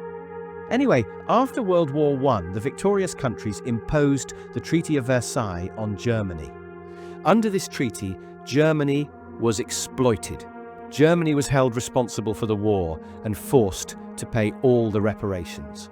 13% of Germany's land was taken away, and the Rhineland was demilitarized. The German army was made limited to 100,000 troops. Germany was forbidden from having an air force. These are the terms of the Treaty of Versailles. You can pause and read. Now, Hitler announced that he would defy the Treaty of Versailles, not only by building a powerful and modernized army, but also by reclaiming every territory taken from Germany. However, a new problem had now arisen for Hitler. Since the beginning, there were constant small disputes between the SA and the Nazi Party. Despite the disputes and tensions, Hitler always succeeded in gaining the loyalty of the SA. The main objective behind creating the SA was to bring Hitler to power, which had now been achieved. After coming to power, it was unclear what role the SA would play. By 1934, the number of SA, or brown shirts, had reached around 4.5 million. Now, Hitler's opponents were already in concentration camps. There was no social democrat or communist left on Germany's streets. Consequently, the SA began to harass the general public. The line got crossed when brown shirts started manhandling foreign diplomats. The brown shirts were getting out of control. President Hindenburg told Hitler to do something about it. The SA argued that they had a significant contribution in bringing the Nazis to power, but now they were being ignored. The SA's image was that of street thugs, while on the other hand, the stylish black-uniformed SS, Hitler's bodyguards, were emerging as an elite force within the Nazi Party. So, in some way or another, the SA was also feeling jealous of the SS. SA's chief, Ernst Röhm, is now talking about the Second Revolution, meaning the bringing of Hitler to power was the First Revolution, and what we are about to do is the Second Revolution. Röhm's intention with the Second Revolution was to assert SA its rights, to establish a government or system where SA would have influence, and to make Germany more socialist. Röhm didn't mean to overthrow Hitler, he just wanted to create a new system. Now, Hitler couldn't just kick out Röhm, because firstly, Röhm and Hitler were very good friends, and secondly, Röhm was very popular within his SA. the 4.5 million SA men admired him greatly. Röhm never saw himself as inferior to Hitler. While everyone in the party referred to Hitler as Führer, sometimes Röhm would directly call him Adolf or Adi. Except for Röhm, no one else had the balls to call Hitler with his name. Now, Röhm put forth a proposal that SA and the German army should be merged. Due to the Treaty of Versailles, the army's strength was limited to 100,000, while the SA's strength was 4.5 million. Merge both of them, and you will get a massive army, problem solved. But this proposal pissed off the Army High Command, because the army operates with professionalism and has its own set of manners. The army personnel started thinking that if they get merged with these street thugs, it would be a massive disaster. Prominent army generals began telling Hitler to stop Röhm. President Hindenburg, who was himself a field marshal, told Hitler to do something about Röhm. Hitler gave Röhm a place in his cabinet and a magnificent mansion to appease him. But Röhm continued to push Hitler to merge SA and army. Now, even the army officers started urging Hitler to reject Röhm's proposal. Now it was up to Hitler whether he would side with his old comrade Ernst Röhm or with the German army, which was also backed by President Hindenburg. On February 28, 1934, the day of Hitler's decision arrived. Hitler called Röhm, other senior SA leaders and army generals for a very important meeting.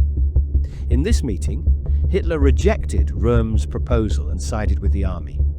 He said he aimed to create a well-trained and professional army and provide them with the best modern weapons to defend Germany. Civil militia like SA is not suitable for this. However, Hitler decided to turn the SA into a border security force. The meeting ended. The army officers happily went home, so does Hitler. The SA members didn't like Hitler's decision. Now, in World War I, Hitler was a Gefreiter, or Lance Corporal, while Röhm was a captain, an officer. Consequently, Röhm mocked Hitler's rank in anger. He said, "What that ridiculous Lance Corporal declared doesn't apply to us. I have not the slightest intention of keeping this agreement. Hitler is a traitor and has at least to be sent on leave. If not with, then we will manage the thing without Hitler." Now, you too may have many such gossiping friends who praise you a lot in front of you, but behind your back, they criticize you, they backstab you. Now, the same thing happened with Röhm. SA's number 2, Victor Lutze, told Hitler that Röhm said such and such things about you. Now, Hitler somewhere started to feel anxious that Röhm, with his 4 million SA men, might overthrow him. Hitler understood that dealing with Röhm is necessary, but how he would deal with Rome? He himself didn't know that. On the other hand, Göring also wanted Röhm out of the way so that he could expand his power base, and Himmler had his eye on Röhm too. He also wanted Röhm out of the picture so that he could replace SA with his SS and build his own separate power base, his own empire. Inner politics. Consequently, Göring and Himmler instructed Reinhard Heydrich to gather evidence against Röhm that Röhm is plotting a coup. The German army too was sending intelligence to Hitler regarding Röhm's activities. A sense was spreading throughout Germany that Röhm is planning to seize power through SA.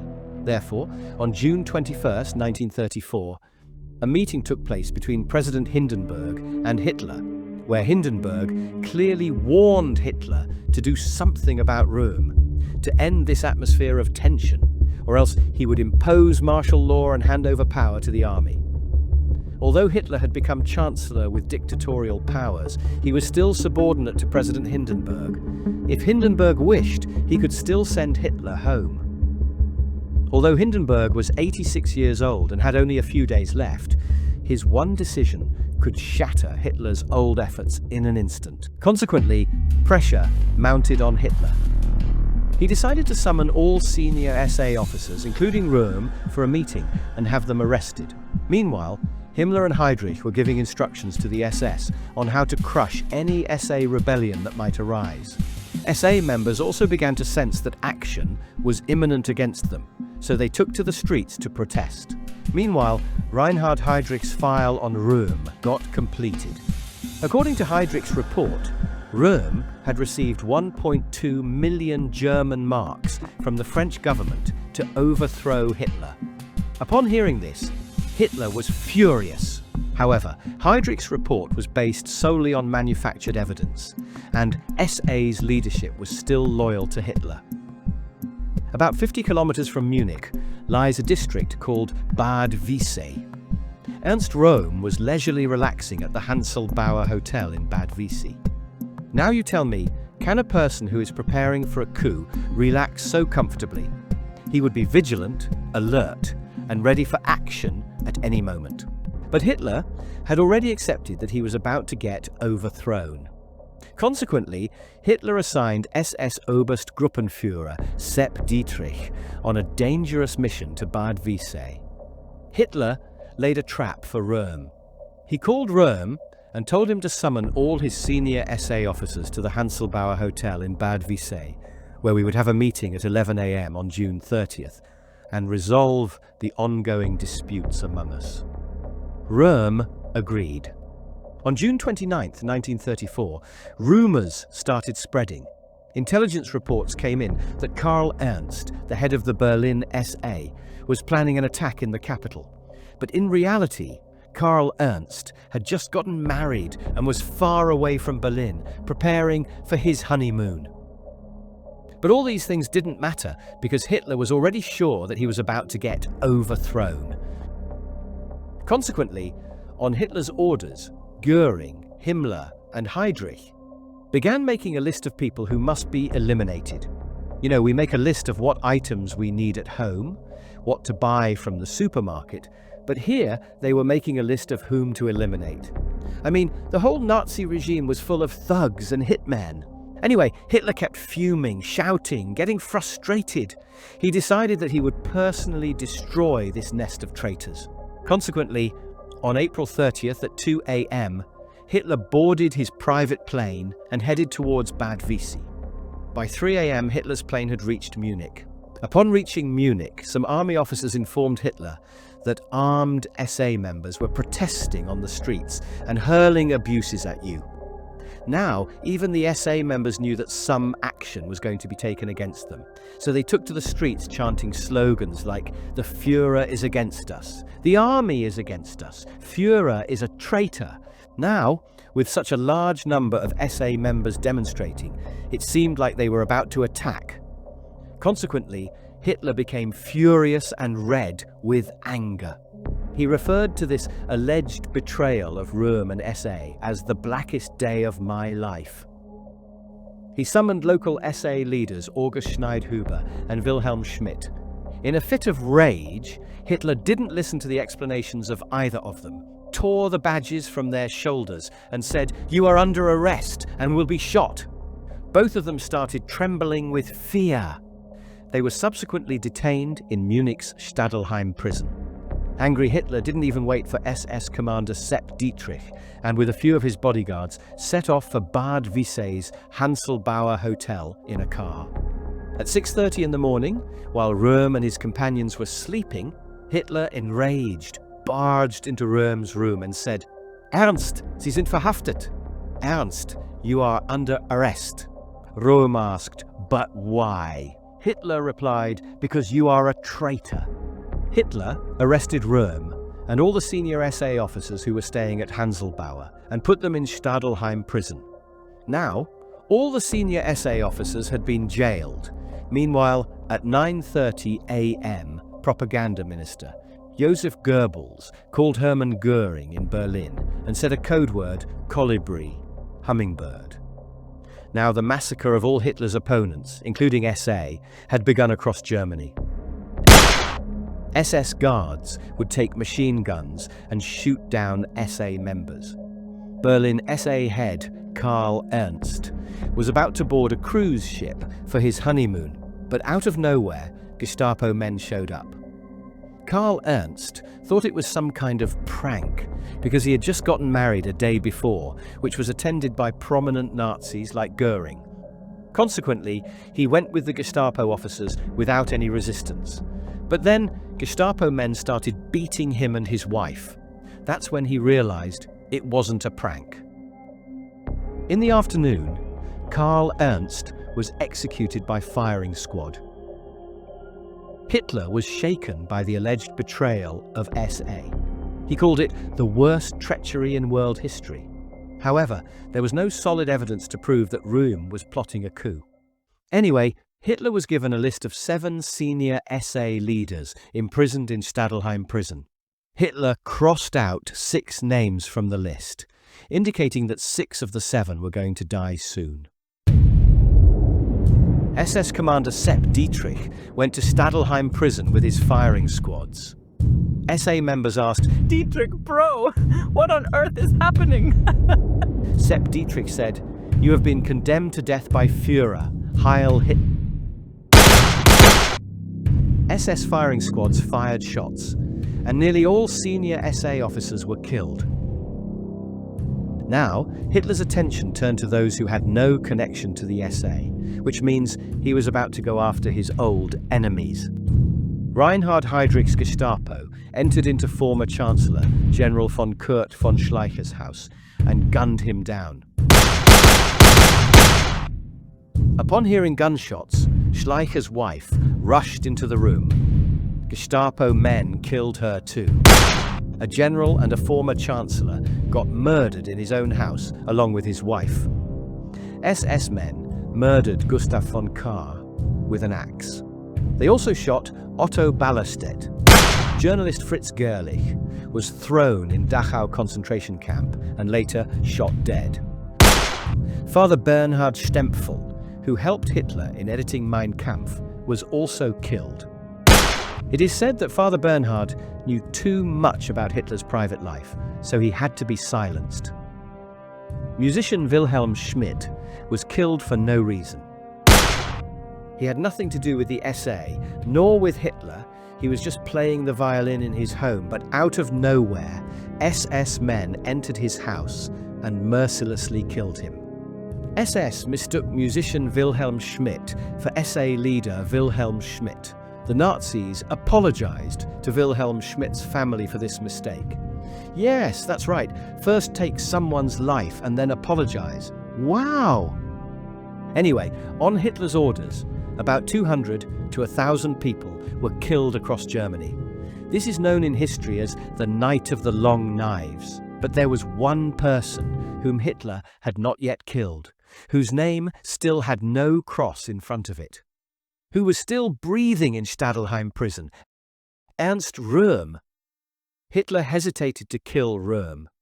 Because they were very good friends, they sat together during the Beer Hall Putsch trial, and Röhm's contribution to the National Socialist movement could not be ignored. So Hitler was thinking that he should imprison Röhm for life instead of killing him. Röhm also felt somewhere that he would be put on trial. He would be given a chance to tell his side of the story. But Göring told Hitler that you are killing everyone and sparing the leader of the revolt. Does that make any sense? Execute Röhm, my Führer. Influenced by Göring, Hitler decided to eliminate Röhm.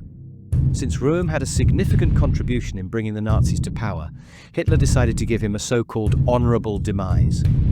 2 SS guards went to Röhm's cell and placed a pistol in front of him. That pistol had only 1 bullet. They told Röhm that they wouldn't kill him because the Führer had given him the option to die with honor, and he has 10 minutes. Then they walked away, leaving the pistol containing only 1 bullet. Now, you must have already guessed what this so-called option of dying with honor was. I won't say that word here, because YouTube often takes things out of context, even when it is just basic history. So please understand my predicament. 10 minutes passed, and there was no sound of gunshot. Consequently, the SS guards went back to Röhm's cell. At that moment, Röhm popped his chest out and shouted, "If I am to be killed, let Adolf do it himself." Then, the SS guards took out their pistols and fired multiple shots at Röhm.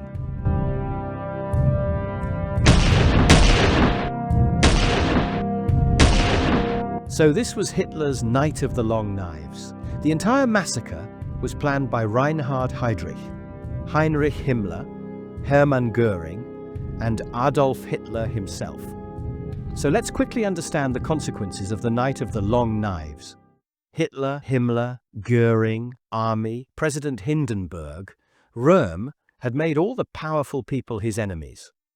Röhm's demise finally brought relief to the army, and army generals expressed their gratitude to Hitler. Major General Blumberg said, "Führer has shown soldierly determination and exemplary courage in attacking and crushing the traitors and mutineers.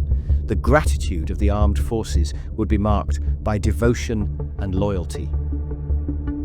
2. In this massacre, Hitler also eliminated his old enemies in his attempt to crush the coup. Hitler's enemies were wiped out. 3. SS officers received rapid promotions, and eventually the SS replaced the SA. 4. There was a lot of criticism, both outside and inside Germany, regarding this massacre. German people started fearing Hitler. But if you think this way, you are absolutely wrong. Outside Germany, this act was criticized, but the common German people welcomed this massacre. As you all know, the SA had started harassing the common people, so people understood that for the sake of the common people, for the protection of poor workers, Hitler fought against his own Nazi brothers. In addition, Hitler was seen by the common Germans as a restorer of law and order. Because Hitler presented this massacre in such a way that there was a conspiracy against the fatherland, the government was about to be overthrown, and I decided to shoot the traitors for the protection of the German people. So, according to you, was Röhm really planning a coup against Hitler? Or was it a misunderstanding or internal politics? Let me know in the comments. Anyway, the Night of the Long Knives had ended. But now, Hitler was about to carry out an even more catastrophic event.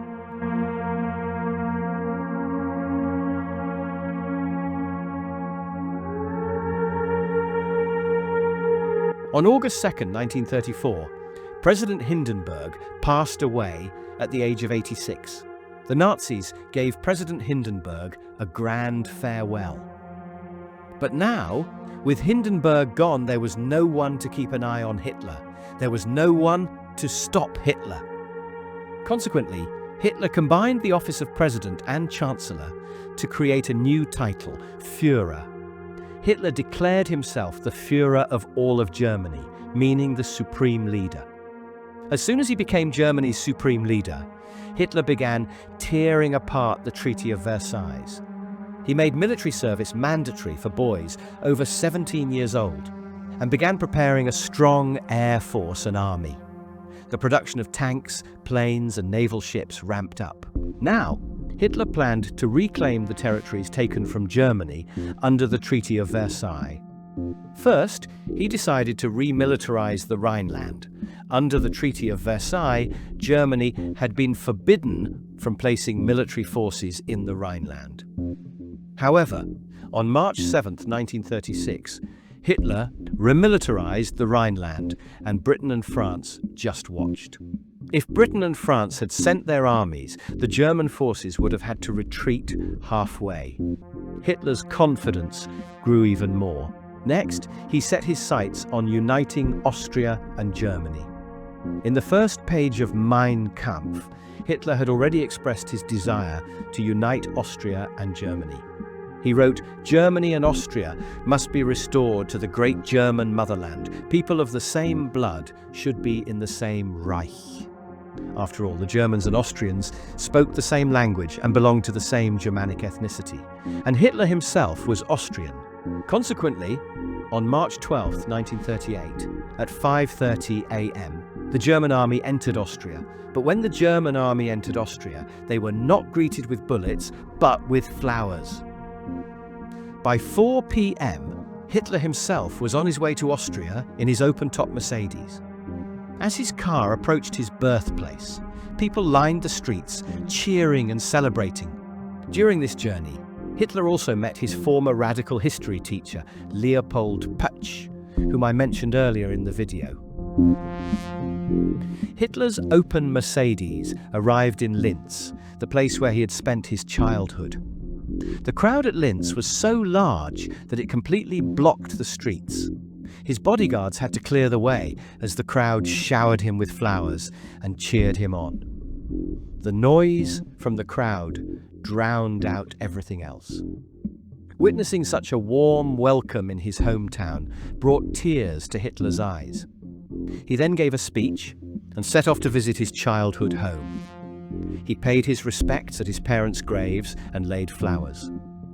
Then he met his neighbors after 30 years, who had seen him like this. Then Hitler set off for Vienna. Keep in mind that Hitler was always in an open-top Mercedes with a large crowd around him, meaning that anyone could have easily taken a shot at him. So his journey through the streets, shaking hands with people, was indeed very dangerous. Anyway, Hitler had successfully annexed Austria.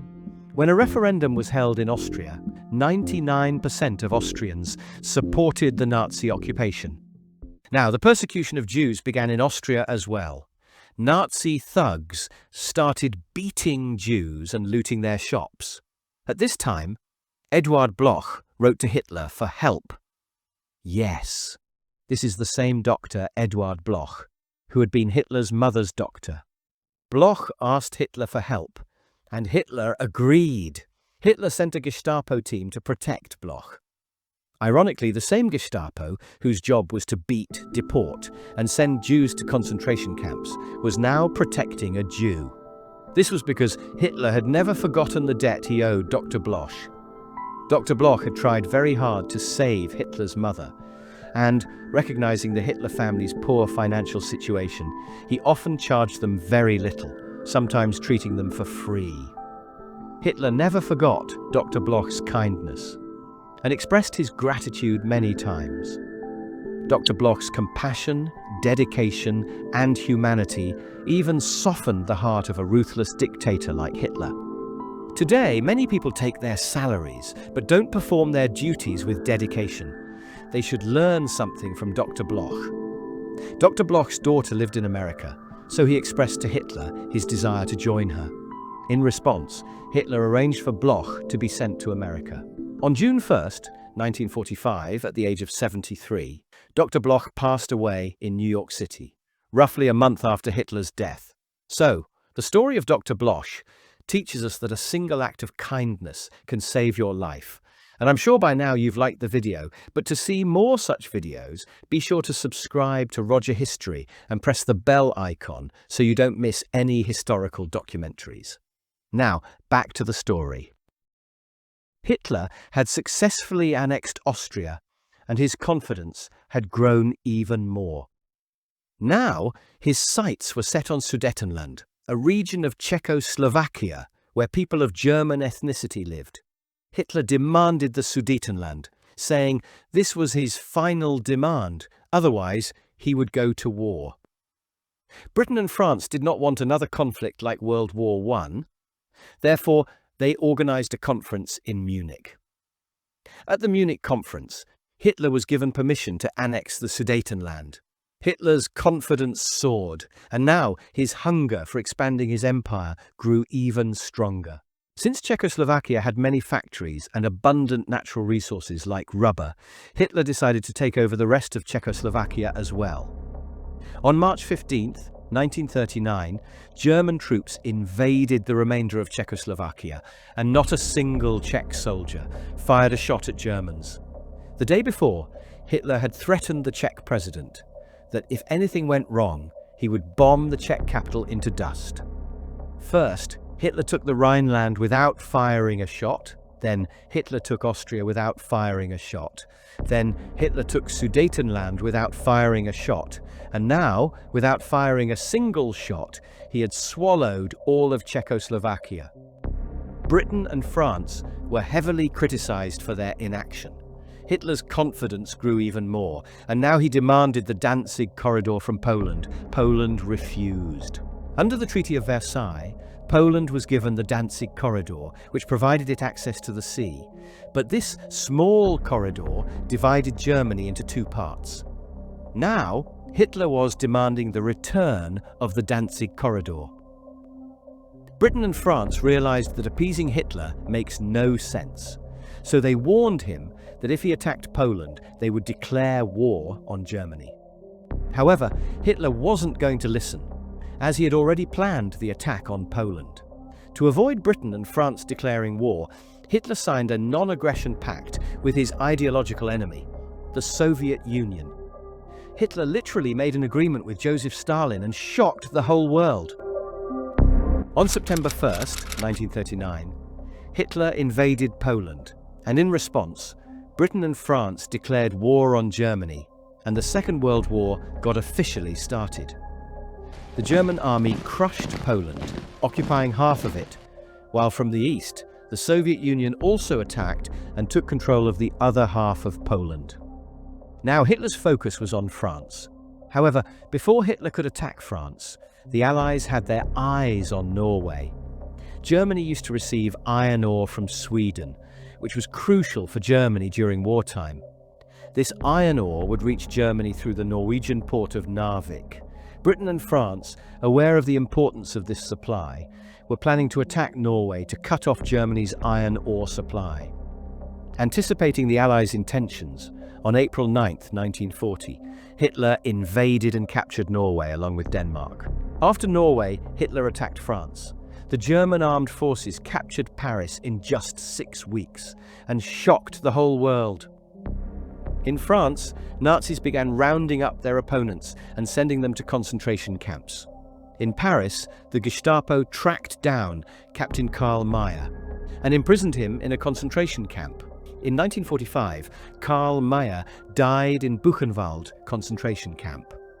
Additionally, a large number of Jews and Romani gypsies were also sent to concentration camps and death camps. By 1945, around 6 million Jews had been killed by Hitler, which is known as the Holocaust in history. After France, Hitler's next target was Britain. Consequently, on July 10, 1940, a battle between the British Royal Air Force and the German Luftwaffe began. This is known as the Battle of Britain, in which Germany lost and had to retreat. Despite this, Hitler believed he could deal with Britain later, as his real target now was the Soviet Union. Yes! Hitler was about to break the non-aggression pact and attack the Soviet Union. On June 22, 1941, Hitler invaded the Soviet Union. There were several reasons for Hitler to break his pact with the Soviet Union and attack it, but I won't go into detail about them due to time constraints. I thought this video would be around 50 minutes long, but now it seems like it will go over 2 hours. This video turned out to be so long and I didn't even notice. That's why I didn't go too deep into World War II, because if I had, the video would have ended up being 7 hours long. However, if you want me to make a similar video about World War II, please comment WW2. If I receive a significant number of comments requesting a World War II video, I'll consider creating one. Otherwise, if no one is interested in a World War II video, there's no point in putting in so much effort. So if you want me to make a separate 4 to 5 hour video on World War II, please comment WW2. At first, Hitler had victories, but due to Russia's cold weather, lack of supplies like oil and food, and the morale of Soviet soldiers, Hitler began to face defeats. His most significant defeat occurred in the Battle of Stalingrad, where 91,000 German soldiers surrendered. Now Hitler's infallible image in Germany began to crumble. Many people started to believe that this man would lead Germany to complete ruin. As a result, even Hitler's own associates attempted to assassinate him. On July 20, 1944, Colonel Klaus von Stauffenberg placed a bomb-filled briefcase next to Hitler and then left the room. A short while later, the bomb exploded.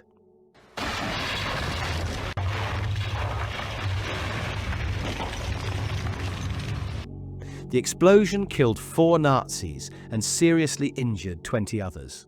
However, Hitler miraculously survived. He escaped death with just his pants torn, but this wasn't the first time Hitler had cheated death.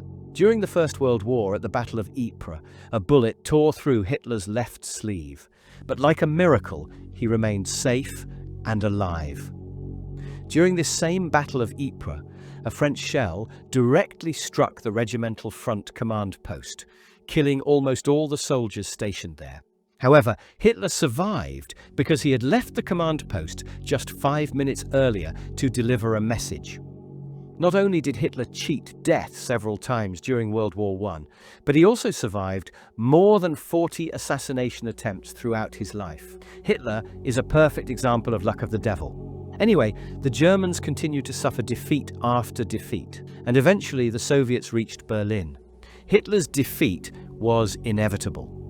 Ultimately, he considered it better to die than to fall alive into the hands of the enemy. On April 30th, 1945, Hitler died, and according to his orders, his body was cremated to prevent any disgrace to his body. So, this is how Hitler's story comes to an end. The tale is over. But wait a minute.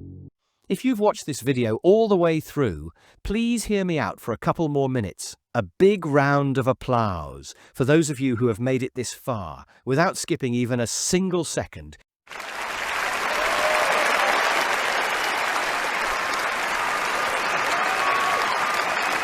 You've done it, and so have I. We're legends, but even those who watched the video in parts deserve applause. Because in today's TikTok era, finishing a video like this is quite an achievement. I've been working on this video for the past 1 year, and now I wonder, what was the point of making such a long video on Hitler?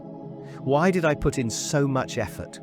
I mean, I don't even know why I made this video. I just got deeper into it. And before I realized it, the video became this long. I have no idea why I made it.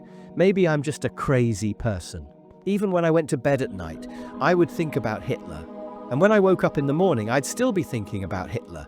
As soon as I woke up, I'd start pondering things like, did Hitler kill Rome because Rome was plotting against him or not?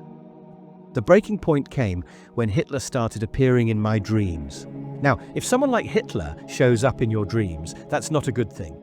Even my wife doesn't appear in my dreams, but Hitler came 4 to 5 times. It's not that I didn't enjoy making this video. In fact, I had much more fun creating this video than you probably did watching it. I learned a lot of new things and felt like I entered a completely different world. From what I can see, this video has ended up being around 2 hours long. Just look at the timeline. Take a look inside my video editing software. Every single frame of this video has my mind behind it. I am the writer, producer, and the editor of this film, one-man army. So this timeline, you see, if there's even a small mistake, everything will get messed up. One wrong button, and all the clips will get shuffled. The entire sequence will be ruined. Everything will be a complete mess. Those who edit videos will understand what I'm trying to say. That's why I kept on taking backup of this video. Let's see how long it takes to export this video, then how long it will take to upload this video, and see how much of my internet data will get wasted. Hopefully, everything will go well and nothing will mess up. And if you're hearing these words from me right now, it means everything did go smoothly. You must have learned a lot from this massive video, things you may not have learned from any other YouTube video. You've probably encountered tons of new names, and since the video was so long, a lot of it might have gone over your head. That's completely normal. You can't absorb this much in one go. To really cement Hitler's story in your brain, you should re-watch this video multiple times. Not only will that benefit you, but it will also reward my hard work. So, if you ever have a lot of free time, just search for Roger History or save this video in a playlist and watch it again and again. Soon, you'll have Hitler's story fully imprinted in your mind. And yes, feel free to share this video, but only with those who are genuinely interested. Don't share it with people who just watch TikToks all day. And just like this video, I am working on many other highly detailed long-form videos. Comment below if you're interested. Your response will mean a lot to me. My name is Roger, and I'm signing off.